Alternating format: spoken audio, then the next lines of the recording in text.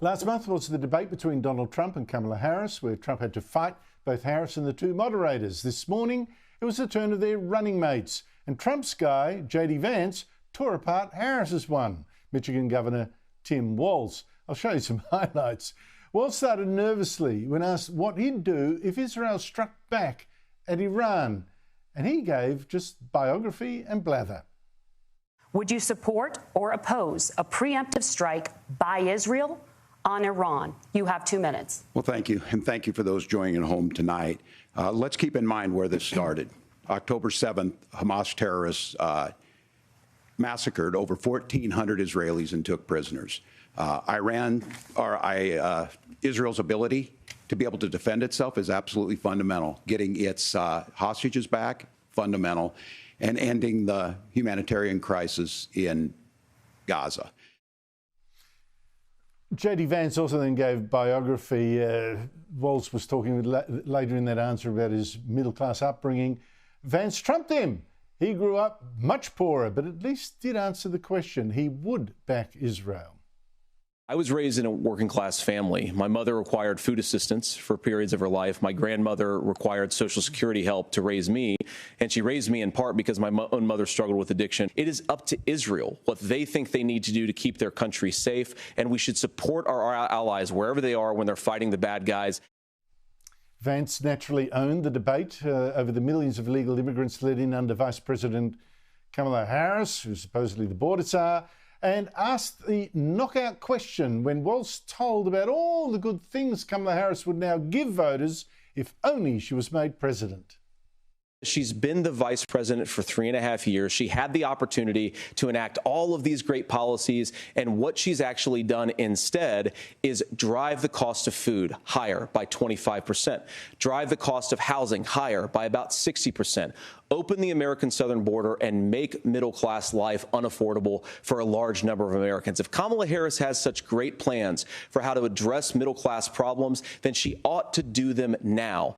Then Walz totally fell apart when he was confronted with this latest lie. Governor Walz, you said you were in Hong Kong during the deadly Tiananmen Square protests in the spring of 1989. But Minnesota Public Radio and other media outlets are reporting that you actually didn't travel to Asia until August of that year. Can you explain that discrepancy? Yeah, well, and to the folks out there who didn't get at the top of this, look, I grew up in small rural Nebraska, town of 400, town that you rode your bike with your buddies till the streetlights come on, and I'm proud of that service. I joined the National Guard at 17, worked on family farms, and then I used the GI Bill to become a teacher. Look, I will be the first to tell you, I have poured my heart into my community. I've tried to do the best I can, but I've not been perfect. And I'm a knucklehead at times, but it's always been about that. It's just unbelievable. Joining me is John Hinderaker, President of the Center for American Progress and writer for the wonderful Powerline blog. John Hinderaker, great to see you again. What do we learn from this debate? Well, Andrew, I think you can look at it in two ways. The first is really just the big picture. Which of these guys made the better impression? Because going into this debate, neither JD Vance nor Tim Walz was widely known to the American public. So for most people, this was probably their first look at these two guys in action. On that level, I don't think there's any question but that JD Vance made the better impression. He was obviously the more able man, frankly. He came across as very reasonable. He was relaxed and I think was relating well to the television audience. Tim Walz got off to a horrible start. I mean, he was nervous. He was at times virtually incoherent. He got a little stronger as the evening went on, but in terms of impression, I don't think there's any question that JD Vance came off better. But the reality, Andrew, is that nobody cares too much about the vice presidential nominees. The real targets tonight were Donald Trump and Kamala Harris. Yes, and I think both defended their side pretty well. I mean, well, defended. Tim Walz went actually on the attack on Donald Trump and hit all the marks on that one. But I have to say that JD Vance landed I don't know why Donald Trump hasn't been so crisp at it too. He said she's been vice president for 3.5 years. You're promising all these wonderful things. Why isn't she doing them right now? And I think, what can you say to that? Well, you know, JD Vance's basic mission was to keep reminding the voters over and over again that whether you want to talk about the economy, whether you want to talk about the border, whether you want to talk about world peace, things were much better under Donald Trump than they have been under Kamala Harris. And I think he did a good job of that. He kept coming back to those themes over and over and over again.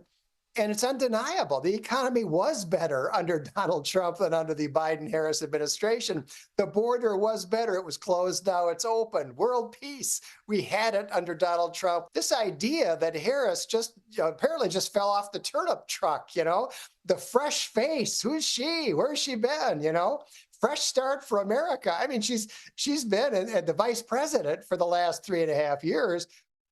Now, I found it Tim Walz's probably his worst moment, apart from the start, which was bad enough, was when he was pulled up on his latest lie or misremembering, however you want to characterise it, about him being in Hong Kong when Chinese soldiers were massacring students in Tiananmen Square. This, of course, adds, add to that all the other mistakes or lies is told about having been in active service in a war zone, completely false, inflating the rank that he attained in the National Guard. What did you make of his reasoning, his explanation that he was a knucklehead, very enthusiastic, tried his heart out for the community and sometimes misspoke? It was pathetic. Andrew, the peak moment, if you're a Republican, was when Tim Walz confessed to being a knucklehead.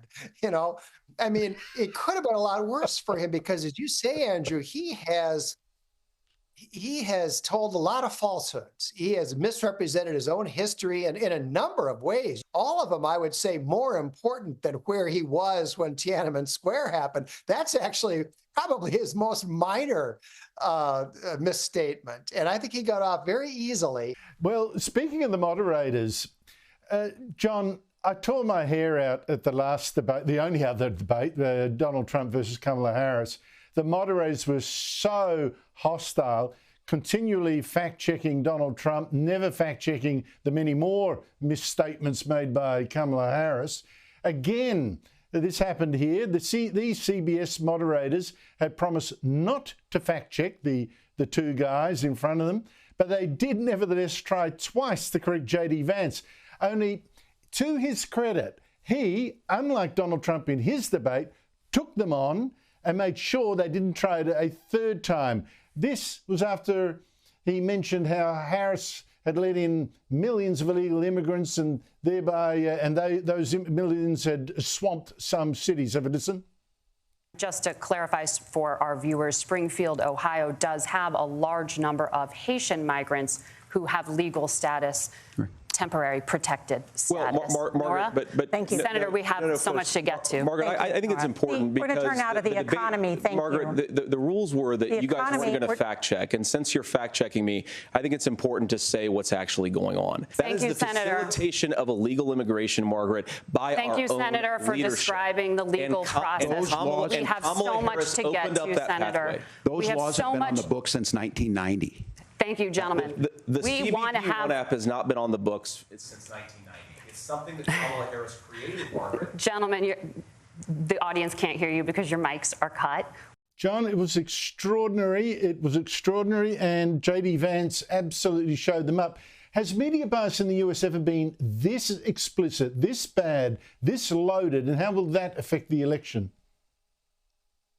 I think it's been this way for a long time, Andrew. I mean, the moderators tonight, I think early on, they could see that Tim Walz was in trouble. He was doing a poor job.